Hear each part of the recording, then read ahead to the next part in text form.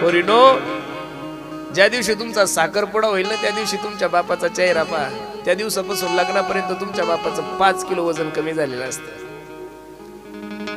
सोन्यासारख्या पोरीला पाहण्यासाठी ज्यावेळेस पाहुणे येतात ना, घरची परिस्थिती नाजूक आहे, 3 एकर जमीन आहे, मुलाला पोरगी पसंत आहे, आणि बैठकीला बसल्यानंतर लोक सांगतात आम्हाला 10 लाख रुपये हुंडा पाहिजेत. बाप हंबरडा फोडतो, घरात येतो, बायकोला विचारतो का ग?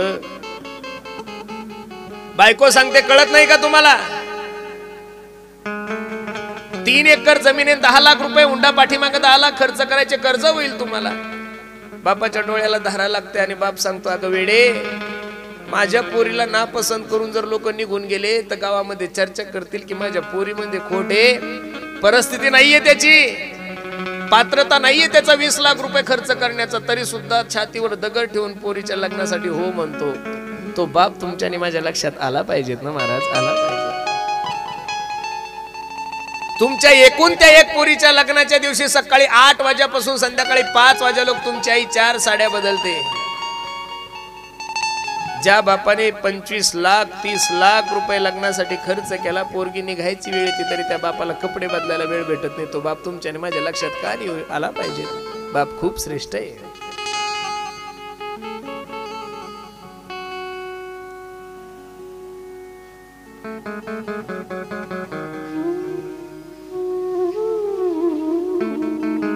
चार वेळेस बाप रडतो, लक्ष द्या, माझ्याकडे पहा. पहिल्यांदा बाप रडतो एकूण त्या एक मुलीचा साखरपुडा ज्या दिवशी होतो त्या दिवशी बाप रडतो. दुसऱ्यांदा बाप रडतो ज्या दिवशी पोरगी सासरला जाते. तिसऱ्यांदा बाप रडतो ज्या दिवशी एकूण ती एक मुलगी तरुणपणात विधवा होते. चौथ्यांदा बाप रडतो ज्या दिवशी ज्या पोरांसाठी सगळं काही करायचो ते पोरं ज्या वेळेस बापाला सोडून जातात त्यावेळेस बापाला खूप मोठं दुःख होतं. अरे राम वनवासाला गेला म्हणून रडणारी कौशल्य सगळ्या जगात तिचा उदो उदो झाला, पण माझा राम वनवासाला गेलाय त्या दिवसापासून 7व्या दिवशी प्राण सोडणारा दशरथ तुम्हाला मला का कळू नये? रामा विन जीव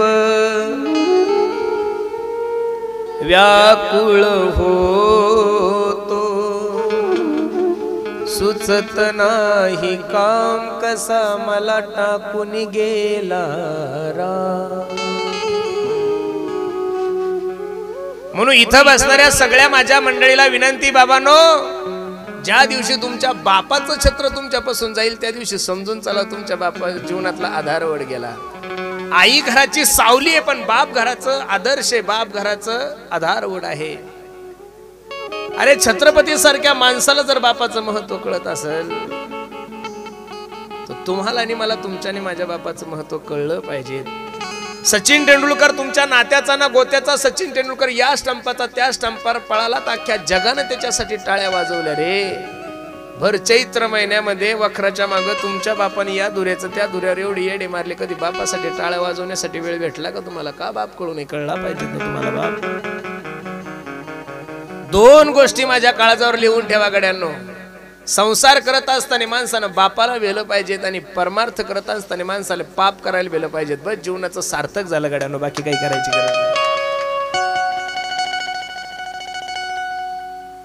दादांच्या प्रथम पुण्यस्मरणानिमित्त आमच्या महेश भैयानी नितीन भैयानी एवढं गोड नियोजन केलं. मी या धर्म व्यासपीठावरून सांगतोय महाराज तुम्हाला.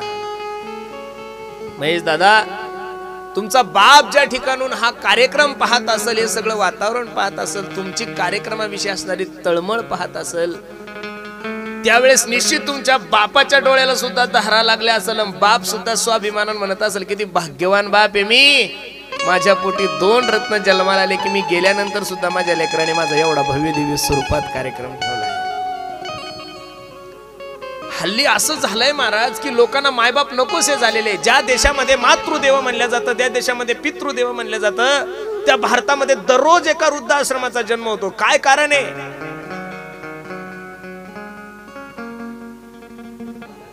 ज्या दिवशी तुमच्या जीवनातला बाप जाईल ना, बसणारे मंडळी लक्ष देऊन ऐका कथा, त्या दिवशी प्रत्येकानं समजून चालावं की आपल्या जीवनातला आधार वळ गेलाय. अरे सचिन तेंडुलकरांना भारतरत्न पुरस्कार जाहीर झाल्यानंतर सचिन तेंडुलकरांची मुलाखत घेतली मीडियावाल्यांनी आणि प्रश्न केला, सचिनजी कसं वाटतंय तुम्हाला? सचिन सांगतो, आज मी क्रिकेट विश्वातील सगळ्यात मोठा माणूस आहे.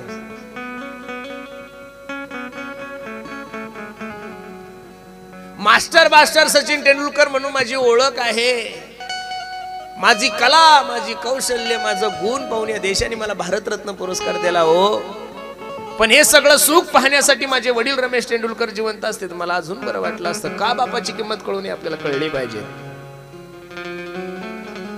ज्या दैवताचा फोटो इथं लावलाय त्या छत्रपती शिवाजी महाराजांच्या जीवनातला एक प्रसंग तुम्हाला सांगून जाईन. लक्ष द्या फक्त कथेकडे. महाराष्ट्राचे राजे झाले माझे छत्रपती शिवाजी महाराज. रायगडावर दिवाळी साजरी आहे. 32 मन सोन्याचं सिंहासन माझ्या राजासाठी विराजमान आहे. सोन्याचं मुकुट माझ्या छत्रपतीच्या डोक्यामध्ये असताना छत्रपतीच्या डोळ्याला धारा लागल्या आणि छत्रपती रडत असताना माझी जिजाबाई साहेबांनी प्रश्न केला, राजे ओ राजे काय झालं रडायला? तुम्ही या महाराष्ट्राचे राजे आहात, सर्व किल्ले तुमच्या ताब्यात आहे, 32 मन सोन्याच्या सिंहासनावर तुम्ही विराजमान आहात, मग राजे रडता का? त्यावेळेस या जनतेचा लाडका राजा आपल्या आईला सांगत होता, माय मी या महाराष्ट्राचा राजा आहे ग, सर्व किल्ले माझ्या ताब्यात आहे, 32 मन सोन्याच्या सिंहासनावर मी विराजमान आहे. पण आई तुला सांगू का ग, हा छत्रपती 32 मन सोन्याच्या सिंहासनावर विराजमान आहे, याच्या डोक्यामध्ये सोन्याचं मुकुट आहे. आई हे सगळं सुख पाहण्यासाठी तुझ्या डोक्याचं कुंकू माझा बाप शहाजी राजा जिवंत असता तर मला अजून बरं वाटलं असतं. लोक म्हणतात गड्यांनो की आईचे उपकार माणसावर खूप आहे, पण मी थोडं उलट बोलतो तुम्हाला. तुम्ही बघा, जेवढा आई माणसावर प्रेम करते त्याच्यापेक्षा बाप करतो, पण बापाला कधीही पडद्याच्या मागच ठेवलो, बापाला पडद्यावर येऊ दिलं नाही ना महाराज. इथं बसणाऱ्या सगळ्या माझ्या मायांना माझा प्रश्न आहे, मायानो माझ्या प्रश्नाचं उत्तर द्या, माय श्रेष्ठ आहे का बाप श्रेष्ठ आहे? पहा, आई मला 1 रुपया दे म्हटल्यानंतर पाकिटातून 1 रुपया काढून देणारी आई सर्व जगात प्रसिद्ध झाली. आई ए आई मला 1 रुपया दे म्हणल्यानंतर पाकिटातून 1 रुपया काढून देणारी आई सर्व जगात प्रसिद्ध झाली. पण तुमच्या आणि माझ्या शाळेची 50-50 हजार फी भरणारा बाप तुमच्याही लक्षात आला नाही, माझ्याही लक्षात आला नाही. का बाप कळू नये? बाप कळला पाहिजे तुम्हाला. आई मला भूक लागली म्हणल्यानंतर ताट वाढवून देणारी आई सर्व जगात प्रसिद्ध झाली. बसणारे मंडळीनो, ए आई मला भूक लागली म्हणल्यानंतर ताट वाढवून देणारी आई सर्व जगात प्रसिद्ध झाली. पण कथा संपल्यानंतर रात्री 12 वाजता लाईट आल्यानंतर गव्हाला पाणी देणारा बाप तुमच्याही लक्षात आला नाही, माझ्याही लक्षात आला नाही. मायानो, ताट वाढवून देणारी आई श्रेष्ठ का रात्री 12 वाजता लाईट आल्यानंतर गव्हाला पाणी देणारा बाप श्रेष्ठ? बापच श्रेष्ठ आहे. माझं पोरगं नोकरीला लागलं पाहिजे त्याच्यासाठी रडणारी आई सर्व जगात प्रसिद्ध झाली. माझं पोरगं नोकरीला लागलं पाहिजे त्याच्यासाठी रडणारी आई सर्व जगात प्रसिद्ध झाली. पण माझं पोरगं नोकरीला लागलंच पाहिजे याच्यासाठी 4-4, 5-5 रुपये टक्क्यानं पैसे काढून पुढाऱ्याच्या पाया पडणार बाप तुमच्या आणि माझ्या लक्षात माया का नाही आला? आलाच पाहिजे.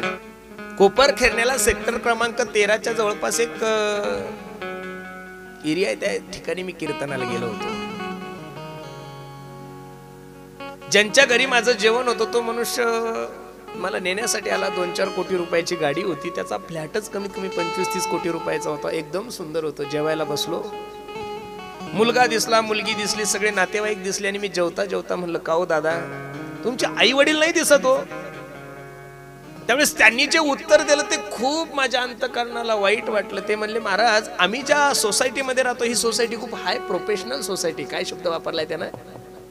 हाय प्रोफेशनल सोसायटी आहे. लोकांची अशी धारणा आहे की जिथं लोक उघडे राहतात ते प्रोफेशनल आहे. काय शब्द वापरतात लोक? हाय प्रोफेशनल आहे. ज्या ठिकाणी लोक आखूड कपडे घालतात ते लोक खूप प्रोफेशनल आहे. अरे बावळे लोक आहे आपण. काय धारणा आहे आपली? अरे या देशामध्ये उघड्या नागड्या फिरणाऱ्या लोकांचा इतिहास नाही झालेला. या भारतामध्ये कधी एखाद्या हिरोनीचं मंदिर नाही झालं, उघड्या फिरणाऱ्या लोकांचं मंदिर नाही झालं. ज्या दिवशी मंदिराचा विषय येईल, ज्या दिवशी घरात फोटो लावण्याचा विषय येईल, त्या दिवशी या भारतानं फक्त अहिल्याबाई होळकरांचाच फोटो लावलेला आहे महाराज. मा जिजाबाई साहेबांचाच फोटो लावलेला आहे. मा जिजाबाई साहेबाचा, झाशीची राणी लक्ष्मीबाई यांचा फोटो लावलेला आहे. अरे अजून सुद्धा प्रत्येक ग्रामपंचायत मध्ये, प्रत्येक सरकारी ऑफिस मध्ये सौ राष्ट्रपती प्रतिभाताई पाटील यांचा आदर्शवान फोटो का लावतात लोक? 5 वर्ष राष्ट्रपती होती ती मायमाऊली, पण डोक्याचा पदर नाही खाली येऊ दिला तिनं. मनगटापर्यंत ब्लाऊज होते तिचे, काय नव्हतं करतायत. देशाचे राष्ट्रपती म्हणल्यानंतर कोणताही ड्रेस घातला तर कोण काय म्हणणार? पंतप्रधानापेक्षा मोठं पद आहे. त्यांनी मला सांगितलं, म्हणे महाराज आम्ही ज्या सोसायटीमध्ये राहतो ही खूप हाय प्रोफेशनल सोसायटी हो. आणि आमचे आई वडील खूप गावंडळ आहे, त्यांना इथं ऍडजस्ट होत नाही म्हणून त्यांना गावी ठेवलंय. वाईट वाटलं महाराज मला. मी जेवता जेवता हात धुतला, मनातल्या मनात म्हणलं महाराज या हलकटाच्या घरी जेवण्यापेक्षा रस्त्यावर 2 वडापाव खाल्ले असते तर बरं झालं असतं. अरे शिक्षणामुळं पैशामुळं जर तुम्हाला आणि मला तुमच्या आणि माझ्या आई वडिलाची लाज वाटत आली, एवढे पैसे कमवता कशाला, एवढं शिक्षण तरी कशाला घेता. शिक्षण हे तुम्ही सुशिक्षित व्हा म्हणून शिक्षण तुम्हाला दिलं जात आहे. पण आता शिक्षित खूप झाले, सुशब्द काढून टाकला. एखाद्याच्या घरी गेलो चहा पाणी घ्यायला की त्यांची सासूबाई सांगते महाराज माझी सून खूप सुशिक्षित आहे. आपण म्हणू काय, ती चप्पल घालून चपात्या करते. बावळट आहे ती. चप्पल घालून चपात्या करणारी सुशिक्षित आहे कोणा सांगितलंय तुम्हाला? पागल आहे, तिला अक्कल नाहीये. एखादा साहेब आला आणि तो बूट घालून जेवण करतो, अरे बावळट आहे, तो साहेब नाहीये. हिंदू संस्कृती सांगते की बूट काढून चप्पल काढून जेवण करा. जो इन करून येतो आणि बूट घालून जेवतो तो सुशिक्षित. ही जर तुमची धारणा असेल तर मी त्या मताचा महाराज नाहीये. अरे स्वामी विवेकानंद ज्यावेळेस आपला देश सोडून बाहेर गेले, शिक्षित होते ना पण सुशिक्षित होते, म्हणून तो स्वामी विवेकानंदांचा सौरवने गौरव केला. महाराज हे बघा, तुम्ही विज्ञान युगामध्ये पार चंद्रावर घर बांधा, चंद्रावर जागा घ्या, पार सूर्यावर जागा घ्या, पण माझी विनंती गाड्यानं तुम्हाला, जोपर्यंत तुमच्या अध्यात्माच्या विज्ञानाला आमच्या अध्यात्माची जोड भेटत नाही तोपर्यंत विज्ञान परिपूर्ण नाहीच आहे गाड्यानं. म्हणून शिक्षण कमी घ्या पण संस्कार ठेवा जीवनामध्ये.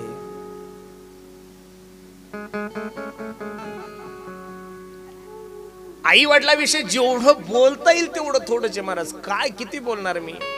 आई या शब्दावर जर तुम्ही मला व्याख्यान करायला लावलं तर काय बोलणार मी? आई या शब्दावर जगातला कोणताच माणूस बोलू शकत नाही. ज्या दिवशी तो आई होईल त्या दिवशी त्याला आई या शब्दावर बोलता येईल, तसं बोलताच येणार नाही.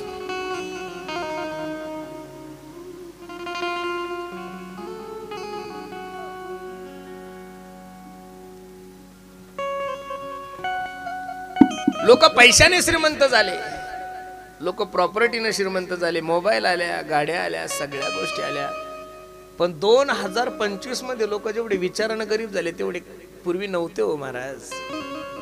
अरे 40-50 वर्षापूर्वी लोकांना गव्हाची चपाती पाहायला भेटत नव्हती, खाणं द्या सोडून. 40-50 वर्षापूर्वी लोकांकडे सोनं नव्हतं, गाड्या नव्हत्या, बंगले नव्हते, पैसे नव्हते, लोकांकडे चांगले कपडे नव्हते. पण या धर्म व्यासपीठावर मी तुम्हाला आव्हान करतो कळ्यानो, 40-50 वर्षापूर्वी लोकांची बैठक जेवढी सुंदर होती विचाराची तेवढी 2025 मध्ये राहिलेली नाहीये.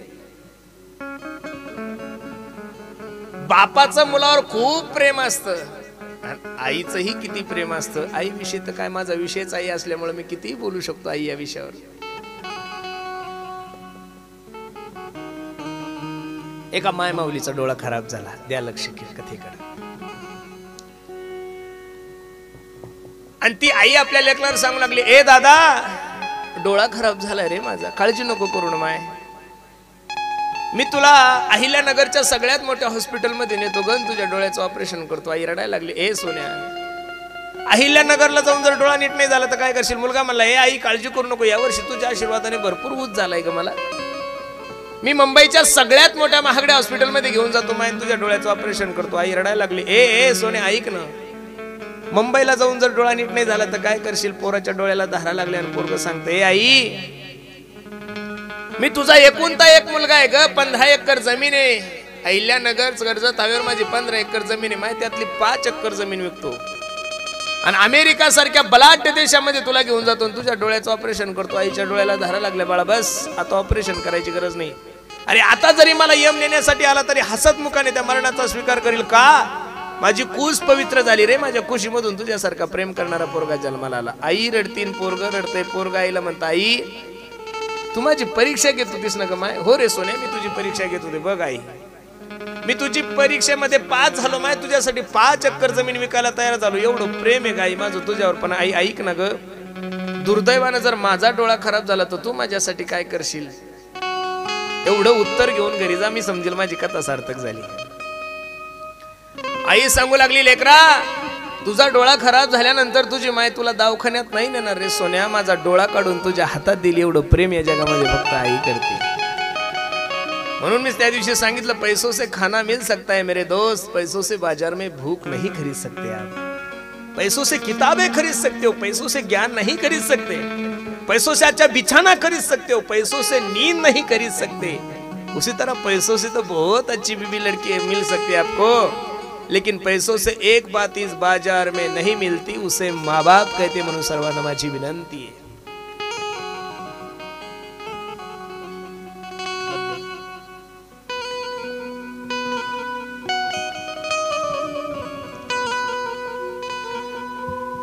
आई माझी मायेचा सागर दिला तिने जीवनाला आकार। आई माझी मायेचा सागर दिला तिने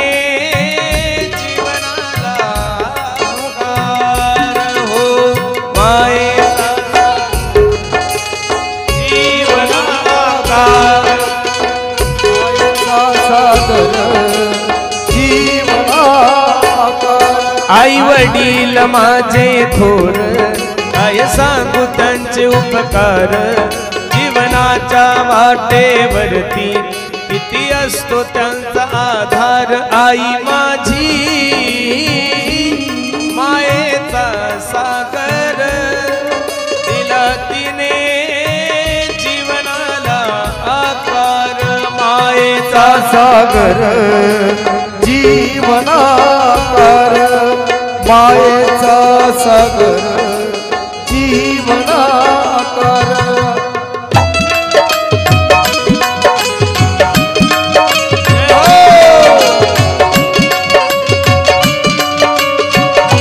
हरी बोल।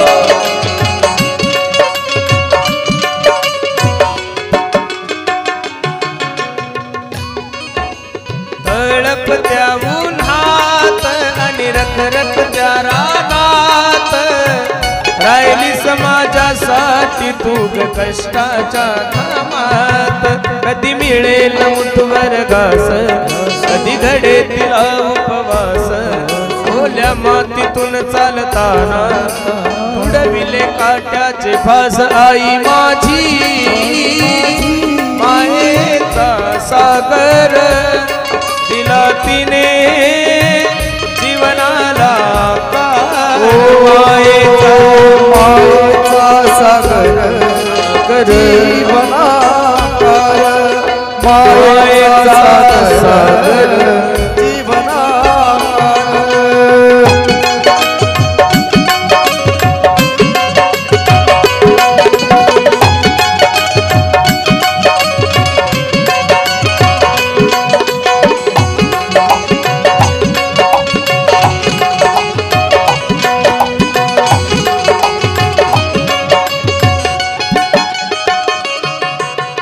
नबीची चांदणी तू चंद्राची कोर, शीतल तुझी छाया मला हवी जीवनभर। शीतल छायेमध्ये उभं आयुष्य जगेन, आई देवापासी मी ग, आई तुलाच ग मागेन। आई माझी मायेचा सागर दिला तिने जीवनाला आकार। मायेचा सागर जीवनाकार, मायेचा सागर जीवनाकार।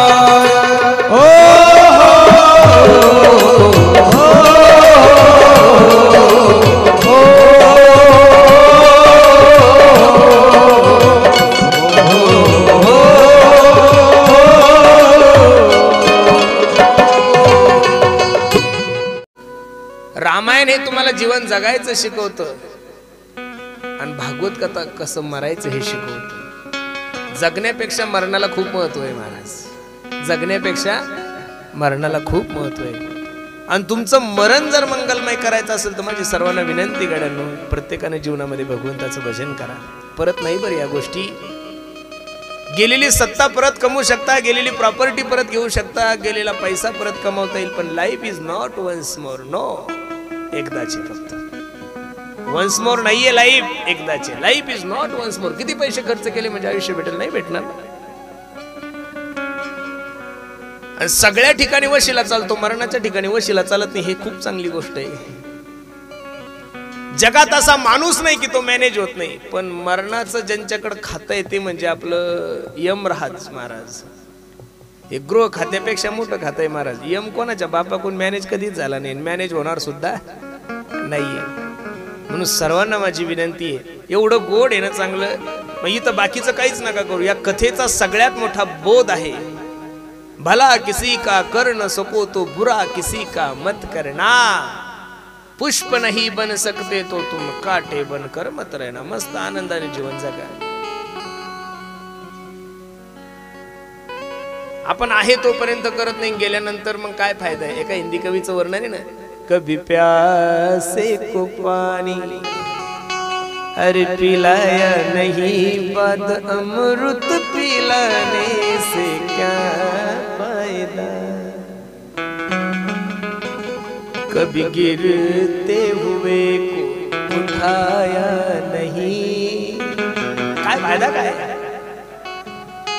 गंगा नहाने हरिद्वार काशी गया, गंगा नहाते हुए ख्याल आ गया. बस कुंभमेळ्यात जाऊन डुबक्या मारल्या, पार 5-5 वेळा डुबला नाही तर येऊन लोकांना त्रास देत असेल. तू झोपला कुंभमेळ्याला जाऊन तरी तो उद्धार नाही होणार. कभी प्यासे को पानी अरे पिलाया नहीं, बाद अमृत पिलाने से क्या फायदा. माझी सर्वांना विनंती, गड्यानं जीवन चांगलं जगा. तू का म्हणे एका मरणाची सरे उत्तम चुरे कीर्ती मागे. उत्तम कीर्ती या जगामध्ये शिल्लक राहा वाटत असेल तर आजपासून प्रत्येकाने तयारी करा. बसणारे मंडळी, मानवी देहामध्ये जन्माला आल्यानंतर तुम्ही फक्त केलेलं चांगलं कर्म तुमच्या सोबत येऊ शकता. तुम्ही कोणत्या पदावर आहे? अवकाशाचं पद, कशाची प्रॉपर्टी, कशाचं काय महाराज. देशातल्या सगळ्यात मोठ्या पदावर असणारा माणूस जरी मेला तर लोक म्हणतात हॉस्पिटल मधून पंतप्रधान नाही येत, राष्ट्रपती नाही येत, लोक म्हणतात त्याची बॉडी येते. काय येते? मेल्यानंतर 2 मिनिटात तुमच्या नाव कट होतं. 17 दिवसात सातबाऱ्यातून तुम्ही वजा होतात आणि 15 दिवसात लोक तुम्हाला विसरून जातात. या देशाच्या विश्वाच्या 1 नंबर गायिका ज्यांच्याकडे पाहतो आपण, लता दीदी मंगेशकर, त्यांना भारतरत्न पुरस्कार जाहीर झाला. त्या ज्या दिवशी मरण पावल्या त्या दिवशी अख्ख्या भारताने त्यांचं स्टेटस ठेवलं. महाराज कोणता पुरस्कार होता? त्यांना भारतरत्न पुरस्कार. मग भारतरत्न पुरस्कार असणाऱ्या माणसाचं स्टेटस लोक 1 दिवस ठेवतात. तुमचं माझं स्टेटसच काय ठेवायला? इथून सुरुवात करू ना आपण. मरून जर तुम्हाला सर्वांना जिवंत राहायचं असेल तर माझी विनंती आहे,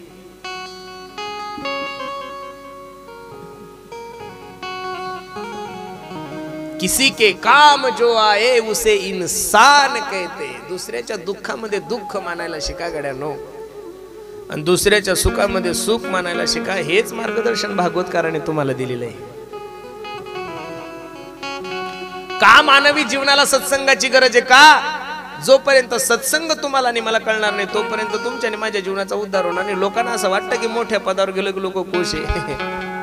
सगळ्यात पदावाल्या लोकांकडे जाऊन पाहते, जेवढे दुःखी त्यांना दारू पिल्याशिवाय रात्री झोपाच येत नाही, एवढे सुखी येते. भारतातले जेवढे काही पुढारी त्यातल्या 100% 99% शुगर आहे. गोळ्या घेतल्याशिवाय झोप येत नाही, गोळ्या घेतल्याशिवाय खाता येत नाही, गोळ्या घेतल्याशिवाय काहीच नाही. महाराज का? तुम्हाला असं वाटतं की पैशावाल्याकडे आनंद आहे, पदावाल्याकडे आनंद आहे? नाही हो महाराज. पदावाले जेवढे दुःखी तेवढे सुखी. तर महाराज आहे त्या परिस्थितीमध्ये समाधान माना. समाधान, सुख, शांती किती कमवलं म्हणजे तुम्हाला बरं वाटणार आहे? बरं सोबत काही येत नाही हे बी लोकांना कळत नाही. 100 कोटी कमवले, बरं सोबत काय येणार आहे? कबीर महाराज सांगतात, आया था नंगा और जाएगा भी नंगा. साधा करकुटा तर नसतो मला शेवटच्या क्षणाला तुमच्या सोबत. काय घेऊन बसले? अरे तुमचं आहे का इथं? आल्यानंतर 6 महिन्यानं तुम्हाला नाव दिलं, जन्माला आलेल्या पोराला नाव सुद्धा नाही, तुम्ही ठेवल्यावर नाव आहे तोपर्यंत त्याला नावही नाहीये. मी त्या दिवशी तुम्हाला बोलून गेलो, जब गया था दुनिया से दोनों हाथ खाली थे.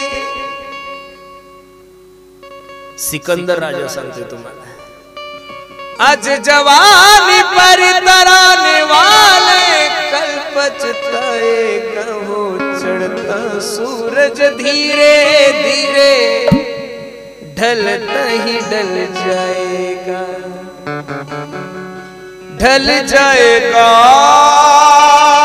हो ढल जाएगा,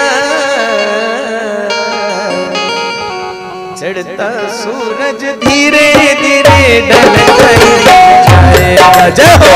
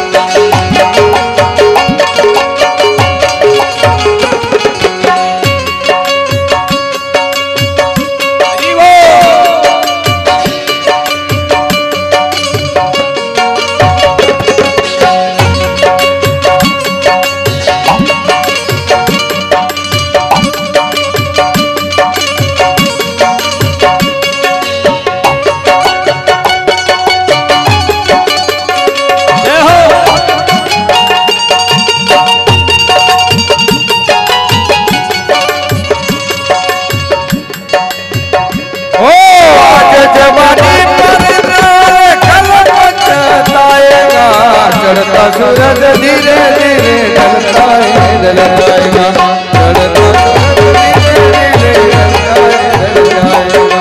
चढ़ता सूरज धीरे धीरे ढल जाएगा, ढल जाएगा, ढल जाएगा, ढल जाएगा, सूरज धीरे धीरे ढल जाएगा, चढ़ता सूरज धीरे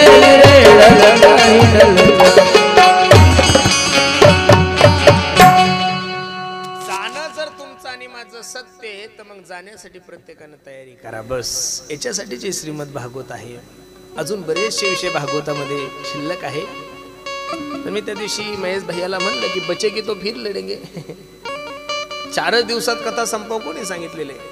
अजून आपण परत त्याच्यावर प्रयत्न करू, खूप सुंदर करू. ऐका, भागवत कथा ही तुमच्या आणि माझ्या जीवनाला ऊर्जा देणारी कथा आहे. व्यक्तीला शांती आणि समाजाला क्रांती देणारा ग्रंथ म्हणजे श्रीमद भागवत आहे. अध्यात्माची जोड जोपर्यंत तुमच्या आणि माझ्या जीवनाला भेटणार नाही तोपर्यंत तुमच्या आणि माझ्या जीवनाला सुगंधच येणार नाही गड्यानो. हा जगाचा नियम आहे. मी त्या दिवशी छत्रपती शिवाजी महाराजांचं उदाहरण सांगत असताना सांगितलं की छत्रपती दिवसभर राज्यकारभार करत होते. आजकालच्या पुढाऱ्यांना एक तालुक्याचा आमदार आहे, जिल्ह्याचा खासदार, एक विभागाचा मंत्री आहे, पण छत्रपती अख्ख्या महाराष्ट्राचे राजे होते. सर्व महाराष्ट्र पाहायचं. त्यावेळेस का फोन होते, का यांच्यासारखं सभा घेण्यासाठी हेलिकॉप्टर होते, का विमान होते, का स्वतःचं जेट होतं. घोड्यावर प्रवास आहे ना सगळा. घोड्यावर प्रवास करून एवढी मोठी क्रांती केली तरी सुद्धा वेळ भेटल्यानंतर तुकोबराच्या कीर्तनाला जाऊन बसत होते. म्हणून आज प्रत्येक पुढाऱ्यांना, राजकारणी लोकांना संत विचाराची गरज आहे. त्यावेळेस हा भारत सुखी होईल. एवढी विकृती वाढली, एवढी विकृती वाढली, एवढी विकृती वाढली. काय झालं काही कळत नाही. काय चाललंय मला तर असं वेगळंच वाटतंय. काय उद्या याचा स्फोट काय होईल काही सांगता येत नाही, पण चुकीचं होईल काहीतरी. वारकरी संप्रदाय प्रचार करतो तरी लोक काय एवढ्या विकृतीच्या यानं वागतायत काही कळत नाहीये महाराज. अरे आपले लेकर शाळेत गेले तरी ते सुखरूप आहे असं लोक म्हणतात की 1947 साली आपण स्वतंत्र झालो. कोण म्हणतंय? मला तर नाही वाटत. आज तुमची मुलगी कॉलेजला गेली की घरी येईल का नाही याची गॅरंटी नाही. कोणतं स्वातंत्र्य भेटलंय तुम्हाला आणि मला? घराच्या आतमध्ये सुद्धा महिला असुरक्षित आहे, घराच्या बाहेर सुद्धा महिला असुरक्षित आहे. कसं होणार महाराज? मी थोडं धाडस करून एक वाक्य बोलतो, कारण कोणाला आवडल ना आवडल तो त्याचा व्यक्तिगत विषय, पण ते माझं व्यक्तिगत मत आहे. आज या महाराष्ट्राला महाराष्ट्र सरकारची गरज नाहीये. आज या महाराष्ट्राला महाराष्ट्र शासनाची गरज नाहीये. आज या महाराष्ट्राला फक्त आणि फक्त जर कशाची गरज असेल तर माझ्या छत्रपती शासनाची गरज आहे गड्या. अरे कल्याण सुभेदाराची सून छत्रपती शिवाजी महाराजांसमोर नजराणा म्हणून प्रकट केल्यानंतर बहीण भाऊ जसा बहिणीची बोळवण करतो तशी बोळवण करून कल्याण सुभेदाराच्या सुनेला नेऊन घातलं. म्हणून तर छत्रपती शिवाजी महाराज की जय म्हणल्यानंतर कॉलर टाईट होती ना तुमची माझी. दैवत म्हणून जर महाराष्ट्रामध्ये या देशामध्ये कोणाचा स्वीकार केला असेल तर फक्त छत्रपती शिवाजी महाराजांचा. अरे तुमच्या गाडीत राहून लोक तुम्हाला मतदान करत नाही, तुमचे पैसे घेऊन लोक तुम्हाला मतदान करत नाही. छत्रपतीसाठी त्यांचे मावळे मरण मागत होते. राजे हो राजे ऐका ना. शिवा काशीदाला माहित होतं की मी जर छत्रपती शिवाजी महाराजांच्या जागेवर गेलो तर मला काही वेळानंतर माझा अंत आहे, काही काळानंतर मला ठार मारावं लागणार आहे. पण हात जोडले राजे, लाख मेले तरी चालतील पण लाखाचा पोशिंदा जगला पाहिजे. अरे ज्या माणसासाठी लोक मरण स्वीकारत होते, काय उंची असेल माझ्या छत्रपती शिवाजी महाराजांची. मला असं वाटतं राम मंदिराचे जे कोषाध्यक्ष आमचे गोविंद देवगिरीजी महाराज, त्यांच्या हस्ते आज जपानला खूप मोठं छत्रपती शिवाजी महाराजांच्या पुतळ्याचं अनावरण आहे. अमेरिका सारख्या लोकांनी, अमेरिकेसारख्या देशाने सुद्धा म्हणावं की छत्रपती शिवाजी महाराजांची फिलॉसॉफी जी आहे ती आमच्या देशात सुद्धा नाहीये. छत्रपती शिवाजी महाराज एक ऊर्जा आहे, छत्रपती शिवाजी महाराज एक तेज आहे.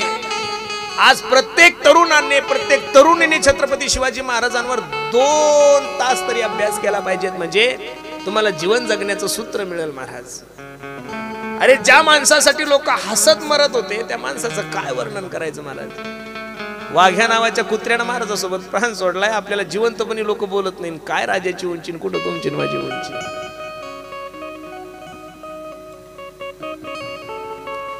33 कोटी देवाचे लाखानं मंदिर या देशात पाहायला भेटतील तुम्हाला. 33 कोटी देवाचे लाखो मंदिर भारतात पाहायला भेटतील. अरे पण एकही मंदिर नसताना प्रत्येकाच्या हृदयामध्ये मंदिर करणारा जगातला पहिला राजा म्हणजे माझे छत्रपती शिवाजी महाराज. म्हणून तर अख्खा महाराष्ट्र मोठ्या प्रेमानं म्हणतोय माझ्या राजाचं नाव गाजते गड किल्ल्याच्या दगडावर. आठवण येते मना मनातून भगवा झेंडा दिसल्यावर. जात पातना धर्म पाहिला जगला माणुसकीवर. पुन्हा जन्म घ्या अशी इच्छा शुभ भक्ताच्या हृदयात. माझ्या देवाचं नाव गाजते गड किल्ल्याच्या दगडावर.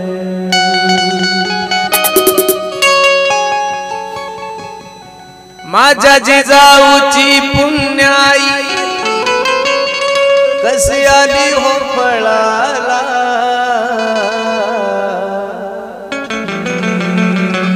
तू बापाचा बाप राजा शुभा जन्मला. आदर्श राजाची यशोगाथा जर तुमच्याने माझ्या लक्षात आली तर निश्चित तुमच्याने माझ्या जीवनाचं कल्याण झाल्याशिवाय राहणार नाही. ज्यांच्या प्रथम पुण्यस्मरणानिमित्त हा भव्य दिव्य स्वरूपाचा कार्यक्रम आहे अशी वैकुंठवासी कैलासवासी आमचे हनुमंत दादा तनपुरे, त्यांच्या पुण्यतिथी निमित्त आमच्या महेश भैयांनी, आमच्या नितीन भैयांनी, आमचे प्रवीण भैया मित्रमंडळ यांच्या सर्वानुमते एवढं जे कार्यक्रम घडून आणलाय. महेश भैया जरी असले, नितीन भैया जरी असले तरी मला तरी असं वाटतं हे सर्व जर श्रेय जात असेल त्यांच्या सर्व मित्र परिवारांना जातं महाराज. वा, मला खूप आनंद वाटला. ग्रुप असावा तर असा असावा महाराज. त्यांनी मला सांगितलं म्हणे महाराज आमची मित्र हेच आमची जीवनातली सगळ्यात मोठी संपत्ती आहे. आणि आनंद याचा वाटतोय की सर्व मित्र असून त्यातला एकही मित्र व्यसनी नाही, ही सगळ्यात मोठी संपत्ती महाराज. आमचा प्रवीण भैया मित्र परिवार जेवढा काही आहे, गेल्या 4 दिवसापासून त्यांनी जीव ओतला या कार्यक्रमासाठी. एखादा बाप जसा आपल्या पोरीच्या लग्नाची तयारी करतो त्याच्यापेक्षा 1000 पट तयारी आमच्या प्रवीण भैया मित्र परिवाराने केलेली आहे. आणि त्यामध्ये आमचे महेश भैया असतील, नितीन भैया, सर्वच मंडळींनी खूप जीव ओतून हा कार्यक्रम केलाय. एक आयटम दररोज नाहीये. आज जर गुलाबजाम झाले तर गुलाबजाम उद्या नाहीये, आज बासुंदी झाली तर उद्या बासुंदी नाहीये. काल काय आमटी पेली लोकांनी, वा वा, जे जया पाहिजे ते आहे रे. आज शेंगुळेच म्हणतात ना त्याला, काय म्हणतात ते, शेवभाजी. वा वा, काय असं वाटतं हा कार्यक्रम 1 महिनाभर पाहिजे. काय आनंद आहे. पण खरं सांगू महेश भैया, भाग्यवान आहात तुम्ही. का भाग्यवान आहात? अरे भाऊ भावावर जेवढं प्रेम करतो त्याच्यापेक्षा तुमचे मित्र तुमच्यावर प्रेम करतात. ही जीवनातली सगळ्यात मोठी कमवलेली तुम्ही संपत्ती महाराज. मी माझ्या पांडुरंगाला, ज्ञानोबराय तुकोबाला विनंती करतो, आमचा प्रवीण भैया मित्र परिवार जो आहे त्यांचं सर्वच हे जे मंडळी आहे यांच्याकडून देशाची धर्माची सेवा अशीच करून घेऊ. मग अशी मला काही लोकांनी सांगितलं म्हणे महाराज हे लोक थोडे हटकेचे म्हणे, पैठणला घेऊन जातात दिंडी तर 500 वार करायला बिसलेली असती महाराज. त्यांची खाण्याची व्यवस्था, राहण्याची व्यवस्था, गोदड महाराजांचा उत्सव महाराज. अरे लाखभर लोकांना आमटी खाऊ घालतात महाराज लोक, काही मजा आहे का? नियोजन. आणि याचं कारण तुम्ही आज एवढे मोठे सक्सेस झालात, एवढ्या मोठ्या एका गरीब कुटुंबामध्ये जन्माला येऊन प्रत्येक जण व्यक्तिगत धंदे व्यवसायामध्ये आज तुम्ही एवढ्या उंचीवर गेले. याला कारणच आहे की तुमच्या जीवनामध्ये व्यसन नाहीये. माझी विनंती आहे जीवनभर तुम्ही निर्व्यसनी राहा. तुमच्यासारखे सुंदर या जगात दुसरे कोणीच नाही. एवढीच विनंती मी या सर्व कुटुंबियांना करतो. खूप सुंदर आहे महाराज आजचं वातावरण. कथा आपली संपलेली आहेत. आता राहिलेली कथा आपण बचेंगे तो फिर लढेंगे. पुढच्या वर्षी याच्यापेक्षा थाटामाटात करू आणि कर्जतला करू. कुठं करू? कर्जतला करू. नाद करू, नाद. बरोबर आहे का नाही? महेश दादा म्हणे आपण नाद करू म्हणे पुढच्या वर्षी. अहो तुमच्यासारखे निर्व्यसनी लोक. आणि मी खरोखर भाग्यवान आहे महाराज. मी महेश दादाला म्हणलो, महेश दादा कथेचं भन पडो, कीर्तनाचं भन पडो, पण माझ्या लाईफ मध्ये एक गोड माणूस अजून जोडला, मला याचं समाधान आहे महाराज. वा, खूप सुंदर आहे सर्व कुटुंब. द्यावे तेवढे धन्यवाद आहेत. आजचा दिवस खूप चांगला आहे. आमच्या महेश भैयाच्या मुलाचा वाढदिवस सुद्धा आहे. ते मला म्हणे महाराज करू का नको, वडिलाचं वर्ष श्राद्ध आहे. अहो म्हणलं तुमचा असता तर मी म्हणलं असं राहू द्या, तुमचा नाही करायचा. दुःखाच्या कार्यक्रमाला आनंद उत्सव साजरा करायचा नाही. पण आपल्या नातवाचा वाढदिवस इथं स्टेजवर होणार महाराज. अजून सुद्धा तुमच्या वडिलाच्या डोळ्याला धारा लागेल. मी भाग्यवान आहे की माझ्या नातवाचा वाढदिवस भागवत कथेमध्ये कुठं वाढदिवस होतात का महाराज. म्हणून त्याला सुद्धा उदंड आयुष्य भेटो. जशी महेश भैयाने त्यांच्या वडिलाची सेवा केली, आईची सेवा केली, तसं त्याचं नाव काय, अविनाश, अभिराजनं सुद्धा ही परंपरा अशीच चालवावी आणि त्याला दीर्घ आयुष्य भेटो. आज जसं आपण त्याच्या वाढदिवसाचे सर्व मंडळी साक्षीदार आहोत, याच ठिकाणी आमचा अभिराजचा 100वा वाढदिवस सुद्धा हो आणि त्याला मी सुद्धा हजर राहू. बरोबर आहे का नाही? त्याच्याबरोबर आपलाही स्वार्थ थोडा पाहिजेत ना महाराज. बरोबर आहे का नाही? म्हणून झालेली शाव भागवताची ही आपण समर्पित करणार आहोत. उद्या सकाळी बरोबर 10 वाजता फुलाचं कीर्तन होणार आहे. कार्यक्रमासाठी उपस्थित सर्वच गुणीजन महाराज मंडळी, त्यामध्ये प्रामुख्याने ज्यांनी गोड असं मला सात्संग केली असे असणारे आमचे बुलबुल वादक, आमच्या जिल्ह्याचं वैभव, आमचे प्रभुदेवा दादांसाठी सर्वांनी एकदा टाळी वाजवा महाराज. ज्यांनी गोड असा तबला वाजवला, काय नाव, विष्णू दादा, तोही बुलढाणा जिल्ह्यातलाच आहे. दादासाठी सुद्धा सर्वांनी एकदा टाळी वाजवा. ज्यांनी गोड असा प्याड वाजवला असे आमचे विशाल दादा, दादांनाही द्यावे तेवढे धन्यवाद. ज्यांनी गोड अशी बासरी वाजवली, दादांचं काय नाव, रवी दादा, तेही अमरावतीहून आले. दादांसाठी सुद्धा सर्वांनी टाळी वाजवा. लहानपणी मी ज्यांच्याकडे गायन शिकलो, माझे गुरुजी, ज्यांची माझ्यावर गायनामध्ये खूप कृपा झाली. कृपा 2 प्रकारची असते. काही लोकांकडे शिकून कृपा घ्यावी लागते एक, आणि काहीची कृपा कासवी सारखी असते. कासवीन कधीच आपल्या लेकराला स्तनपान करत नाही, तरी सुद्धा कासवीचे लेकर मोठे होतात. तसंच ना, तसं गुरुजीनं मला जास्त शिकवलं नाही, पण नुसतं दृष्टीतून त्यांची कृपा माझ्यावर झाली, म्हणून मला थोडं गायन जमतं. आमचे रवी महाराज, त्यांनाही द्यावे तेवढे धन्यवाद. ज्यांची गोड अशी माईक सिस्टीम आहे, आमच्या भागाचं वैभव, माईक सिस्टीम सुद्धा बुलढाण्याहून आणली आम्ही. आमचा अमोल दादासाठी सुद्धा सर्वांनी एकदा टाळी वाजवा. या कुटुंबाने एवढं हे गोड नियोजन केलं, त्यांच्याही चरणी